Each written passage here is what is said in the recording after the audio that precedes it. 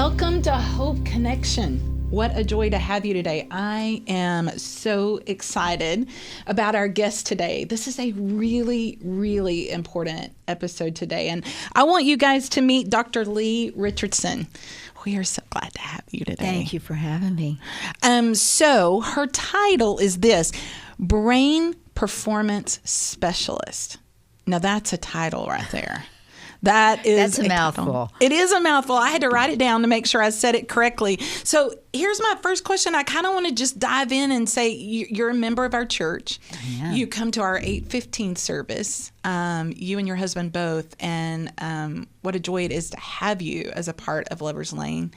And then I found out this is what you do. And I'm like, oh my goodness, now more than ever, we need to hear from you. And but I wanted to kind of start at the beginning today and kind of get into this so that we can get into some of the good stuff. But could you tell us a little bit about your background and kind of what led you to this? Well, Dee Dee, this is really my second life. Okay. My first life, I worked in human resources and was in that industry for about over a decade, and I started my own consulting firm. When my sons were in the second grade, one of them got hit by a car, and the other one watched, and I didn't know who to be more worried about, but we went to the emergency room and we got through it until he got into the fifth grade. I came home from work one day. Mom, sit down. I got to talk to you. Okay. What do you want to talk about? My brain is broke. What? And this was a long time ago. He had gotten on the internet when that was a very scary thing to do. And he had done some research as to why he couldn't remember anymore and why he couldn't focus and why he couldn't concentrate. And he decided he had ADHD. And he tells me this, and I've said, I'm your mom. How can you know what this is? And I don't know what this is. So I said, this is what I'll do. I respect you. I respect your research. I'll go to the school and I'll talk to the counselor. And I did. And basically the counselor said, your son has never failed anything. He's never been a performance problem. He does not have ADHD. Okay. Well, he's asked me to help him. How can I help him? He's lazy. I said, well, usually lazy people don't ask for help, but that's all I got. I'll go with it. What can I do? And she said, well, you could put him on Ritalin. So you're suggesting I give my child speed, but there's nothing wrong with him. And for some people, that's a good answer. Sure. It was not for me. Sure. And I said, why would I do that? And she said, that's the only thing you can do. So there's a mom call to action right there. Moms can do that, can't we? Oh, they can. And I started looking and what could I do? And that's when I learned about neurofeedback and neuromodulation and biofeedback. I found a neurologist that he worked with. A side note, I've been in ICU twice with brain injury. At that point in time, I'd only been in once. Okay. And when I went in, when I came out from ICU, they said, you've lost your sense of smell. You will never regain it. So I found someone to work with my son, and I thought, well, I'm here. Maybe he can help me. Long story short, I got my sense of smell back. That was a game changer. There's more associated with sense of smell, emotional memories than you could ever imagine. Wow. And that's when I made the decision to enter into my second life. Wow.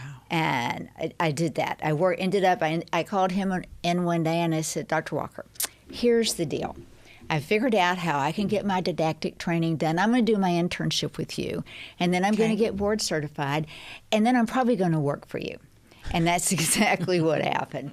And I worked for him until 2009 when I started the Brain Performance Center. Wow. Yeah. Wow. And so, I mean, we've seen you on television. You've done so much research on so many things.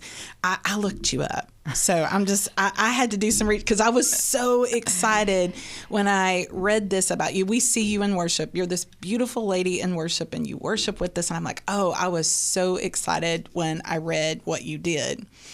And what hit me was an element that you had on there, and it was I don't know if it was an interview, but you were talking about change.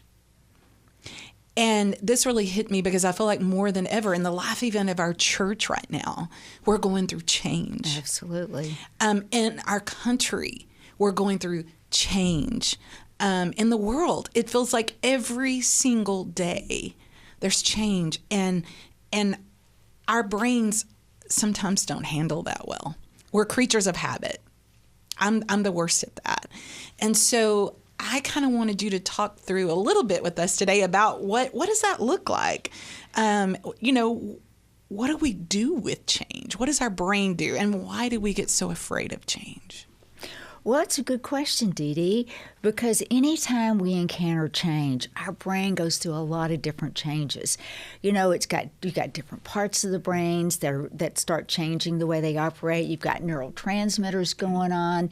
That comes from your gut into your brain, and that survival mechanism really kicks in. So how do you adapt to that change? You've got to rewire the way the brain's wiring and firing. And it's because of the way the brain processes uncertainty. Okay. Uncertainty is a threat. When you get threatened, what do you feel? Mm-hmm. Fear. And anxiety. Yeah. Absolutely. All of it. Mm-hmm. And I believe that fear is why it is so hard for us to adapt to change. Because the brain seeks predictability.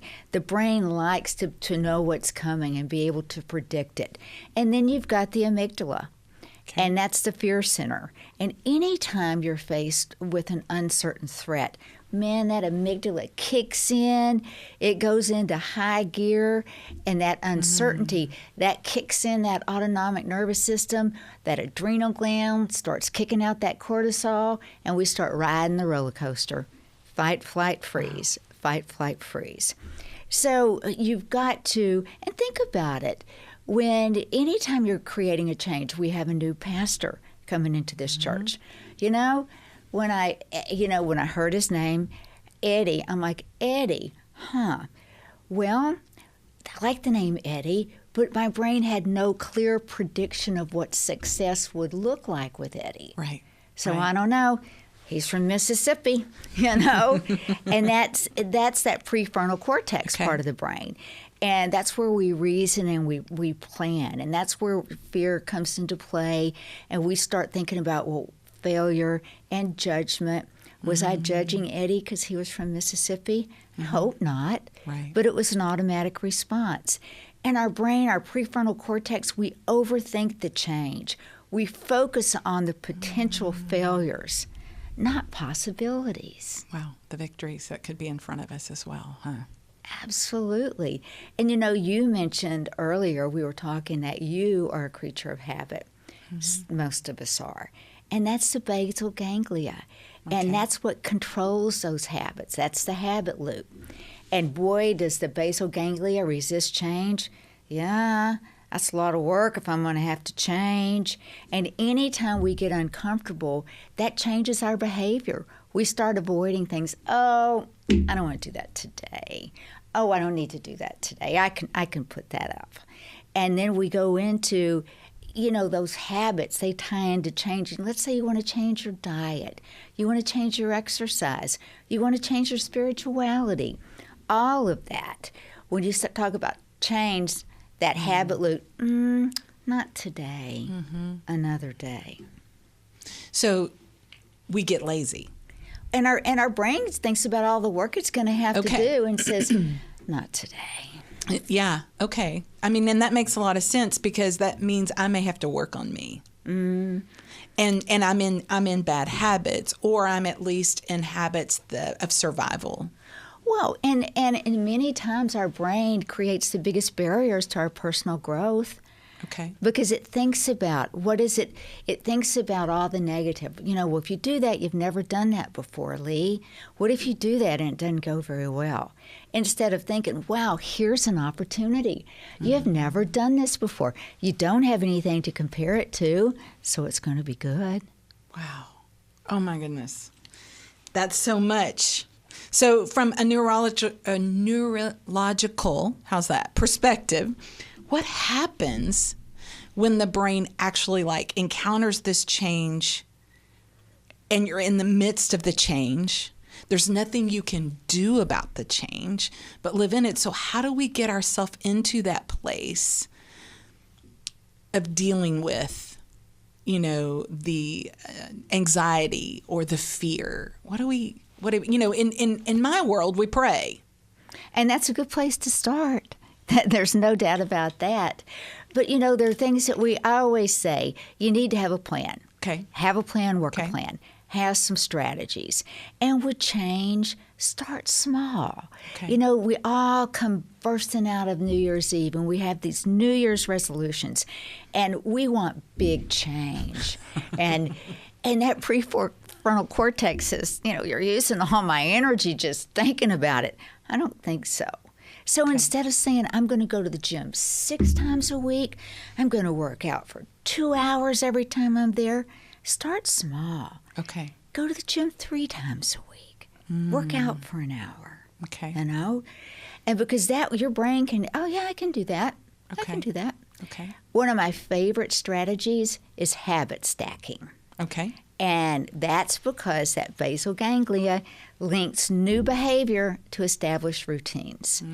So I decided at the first of the year, one of those resolutions, that I really wanted to increase the amount of attention I pay to being grateful, because I have so much to be grateful for. Yes, ma'am. Yes, ma'am. And we're all, and I have the best excuse, I'm busy. I'm really busy, just like you are. So I decided that I would spend my time in the morning when I get my first cup of coffee, and I would have Everything's better with the first cup of coffee. Oh, absolutely. Yeah. I could be grateful for that. Exactly. But I'll start my gratefulness with my coffee. And by doing that, it was so much easier to do. I'll just stack one habit on top of the other. Wow. And why, if it's that easy, haven't I done it before? Because I never stopped and thought about it. Wow. And I think that's important. And everything we do, we're triggered. We're triggered by what we see visually. We're triggered by what's in our environment. And the brain depends upon those cues. For so many clients that I have, always the first of the year, you're either working on managing your money or managing your body. And with managing your money, so how often do you look at your bank account? Right. Oh, I don't really like to do that. I would really prefer not to do that. Well, look at that bank account once a day. Get that visual trigger in front of you. Be conscious and be aware of that. That ties into that prefrontal cortex. We've got to understand, and this is really one of my biggest goals. The brain is an organ just like the heart. Wow.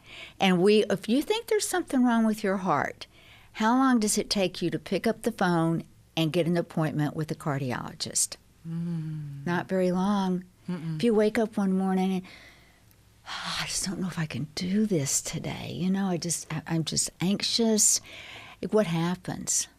You have these nasty conversations with yourself. Suck it up, buttercup. Yeah. Power through, guy. And that's not what needs to happen. So if we stop and think that our brain is an organ, as women, the largest organ we have is our skin. I have a morning routine, and I have an evening routine that I use with my skin. Do I have a brain routine in the morning? I do now with my gratefulness, but do I have an evening routine? So stop and think about your brain and how it controls your emotions and your social interactions. It's more than just on a cognitive level. Right. Wow. So what is the first step? So I think the first step is to really, one of my favorite rules, and I don't like rules, right? But it's the 80-20 rule. Okay. Focus on high impact change. Target what can make the biggest difference, because 20% of your actions control 80% of your results. Oh, wow. So, the first step is just stop and think, how can I make the biggest change? Wow. Instead of, I'm going to change 7 things this week. No. Change 1 thing this week. So it's interesting because I was thinking about from ministry, and one of the things that hit me in a communications class that I had was we had this line that we would use called hit the pause. Love it. And whatever was going on hit the pause before you react. Hit the pause before you go into whatever your emotion or whatever you're feeling would be. Hit the pause. And that's helped me a lot in ministry, because we come up upon things that are really hard or fun or tricky sometimes. And so what that has taught me is, okay, before I react, before I say something, before I feel something, sometimes hit the pause and examine what this means. And it's brought a lot of help and comfort to me. I think sometimes it works, and then sometimes I can't help it. I just go, because I've noticed in our world today, what I feel like we're not doing is hitting the pause. You're absolutely right. And what I coach people is, before you say anything, before you react, stop and take 2 slow, deep breaths. And by the time you do that, you've lost that impulsive, that reactivity. Maybe you haven't lost it, but you've calmed it down enough. Because you're right. And it's the world we live in. We've trained ourselves for instant gratification. If you want something, pick up your phone. Yeah. If you want to figure out where you're going, pick up your phone.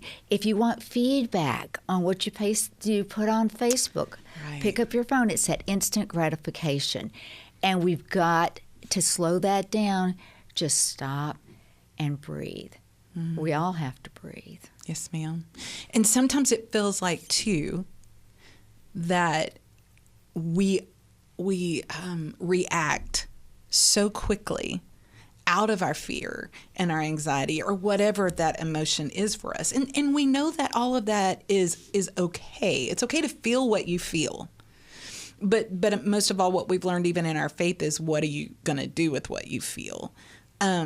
How do we work around that when things are so hard? Things around us right now seem so impossible.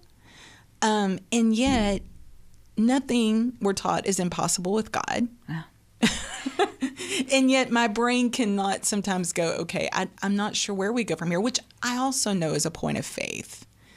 But at the same time, what are some good practices that we can do in the midst of those moments? I think, reflection. Okay. Because if you take the time to reflect and process, Okay. I don't think, a lot of times we don't Yeah. process what's going on. I don't have time. I don't have time to deal with that today. Yes, you do. Because the only way that you can, when you're in that reactive mode, you've got that habit looping. You've got that negative ruminating thoughts going round and round. You're overthinking everything, and you're just building it. You're building that fear. You're building that reactivity. And if you can stop and ask yourself, what am I reacting to? Right. What am I reacting to? Am I mad? Am I sad? Do I just want somebody to listen to me and to listen to my opinion? And that's the only way that you're going to get all that out of your head, is to process it. Maybe you journal. Maybe you pray. Maybe you put your music on. Maybe you sing. Everybody processes differently. Maybe you just need to get up and move. Maybe you need to feel the sun on your shoulders. But whatever it is, ask yourself, how do I reflect? How do I process? Instead of reacting to what I feel, how do I just feel it? Wow. That's so much to really think about, isn't it?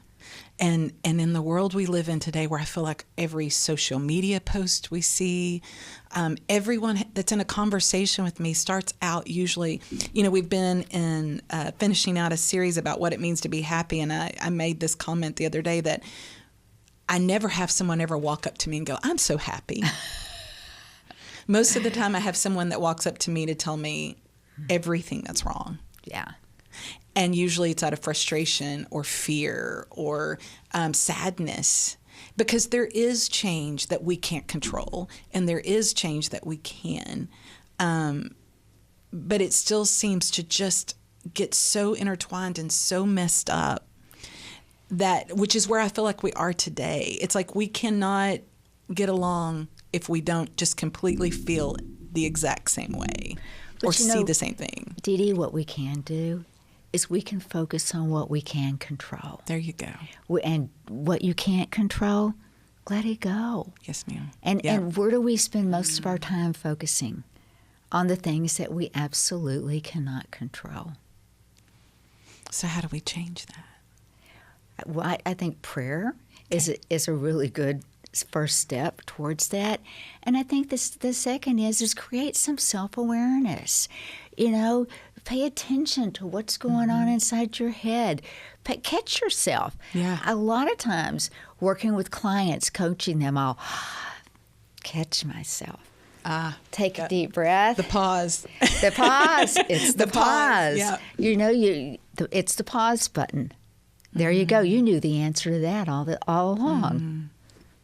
Well, I have really appreciated this. I would love it if you would come back for another segment with us and talk even a little bit further about how we can constantly maybe get into some daily exercise and maybe how we can live further into that pause and what that looks like. I would love that. Thank you so much for being with us today. What does it mean for us to stop and deal with change? Change is not going to end. No, it's not. Change is not going to end. But we're going to dive into that further again with Dr. Leigh. Thank you for being with us today. Know that you can find us on any platforms, but you can also find us at llumc.org. Thank you so much for being with us today.